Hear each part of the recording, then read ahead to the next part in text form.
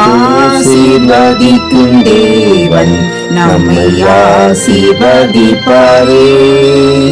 துதி ஸ்தோத்திரம் இயேசுநாதா, துதி உமக்கே என்றுமே.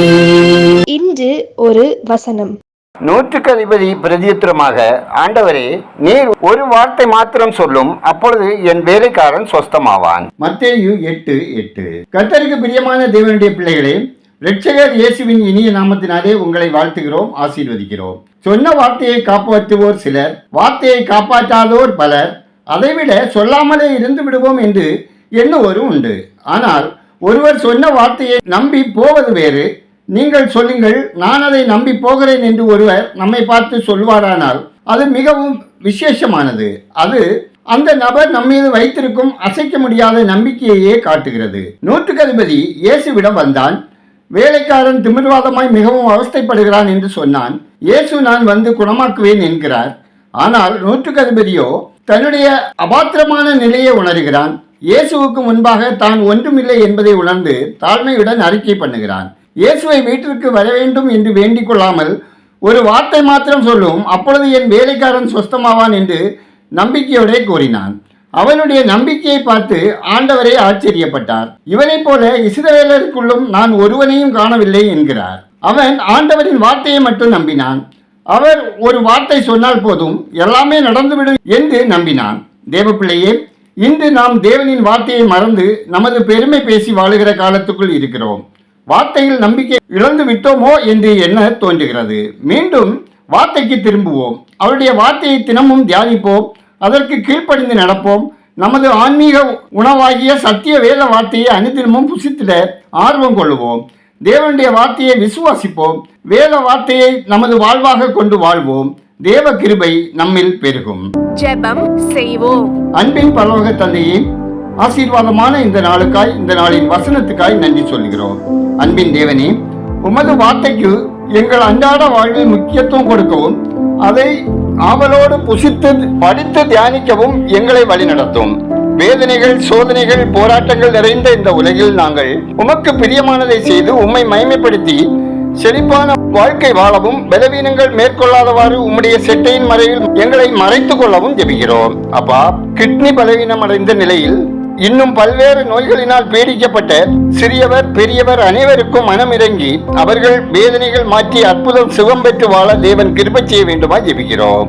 இன்று ஒரு வசன நிகழ்ச்சியில் கலந்து கொள்ளுகிற விசுவாசத்தோடு கர்த்தாவே உம்மை நோக்கி ஜெபிக்கிற ஒவ்வொருவரையும் அவர்கள் பாவங்கள் அக்கிரமங்களை மன்னித்து உங்கள் தழும்புகளால் குணப்படுத்தி ஆசீர்வதிக்க ஜெபிக்கிறோம். உலக பிரகாரமான இச்சைகள், கண்ணின் காட்சிகளுக்கு, வேண்டாத உறவுகளுக்கும் ஒவ்வொருவரையும் விலக்கி காத்துக்கொள்ளும் உணர்வுள்ள இதயத்தை தந்தரல ஜெபிக்கிறோம். நெடுநாளாக வேலைக்காக, பதவி உயர்வுக்காக, பணி நிரந்தரத்திற்காக காத்திருக்கும் ஒவ்வொருவர் வாழ்விலும் கர்த்தருடைய ஆசீர்வாதம் வேண்டும் என விண்ணப்பிக்கிறோம். கடந்த நாட்களில் புயல், நிலச்சரிவு, வெள்ளப்பெருக்கு, இயற்கை சீற்றங்கள், காட்டு தீயினால், விபத்தினால் தங்களுக்கு அருமையானவர்களை இழந்து கவலையோடு மன வியாகுலத்தோடு வாழும் குடும்பத்தினரின் ஆறுதலுக்காகவும் ஆரோக்கியத்திற்காகவும் ஆசீர்வாதத்துக்காக ஜெபிக்கிறோம். தேவரீர் ஒவ்வொருவரையும் சமாதானத்தால் நிலைத்து தேசங்களிலே அமைதி நிலவ, இயற்கை சீற்றங்கள் இருந்து தேசமும் மக்களும் விலக்கி காக்கப்பட தேவன் கிருபை செய்ய வேண்டுமா ஜெபிக்கிறோம். ஆண்டவரே, குடும்பங்களில் காணப்படுகிற சமாதான குலைச்சல்கள் நீங்கவும், கணவன் மனைவி பெற்றோர் பிள்ளைகளிடையே,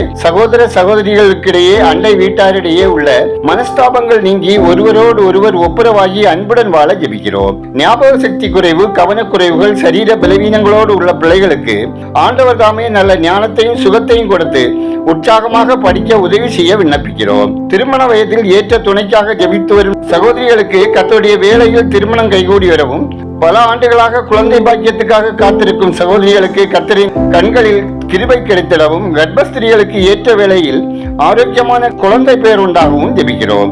இணையதளம், வாட்ஸ்அப், யூடியூப் ஆகிய ஊடகங்கள் மூலமாக நடைபெறும் ஊழிய பணிகளில் வேத வசனம் விருத்தி அடையவும், காதார கேட்டும் கண்ணார கண்டும் நிர்விசாரத்தோடு இருக்கும் மக்கள் ரட்சிக்கப்படவும் மனம் திரும்பவும் ஜெபிக்கிறோம்.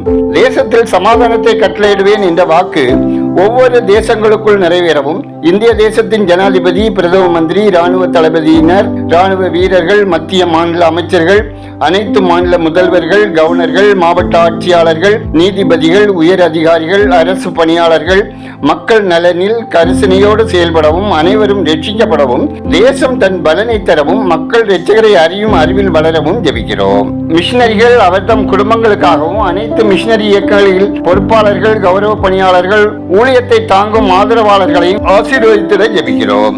கர்த்தாவே, பசி பட்டினியோடு வாழுகிற ஆதரவற்றோர், கைவிடப்பட்டோர், தெருவோரங்களில் வாழ்வோர் நலன் காக்கப்படவும், பாதுகாப்பாய் வாழவும் தேவரீர் தயவு செய்ய வேண்டுகிறோம். எங்கள் ஜெபத்தை கேட்பவரே, அதற்கு பதில் தருகிறவரே, உமக்கு நன்றி சொல்கிறோம். துதிகரமையுமே உமக்கே செலுத்துகிறோம். இயேசுவின் நாமத்தில் ஜெபிக்கிறோம் எங்கள் ஜெபங்கேளு நல்ல பிதாவே, ஆமேன்.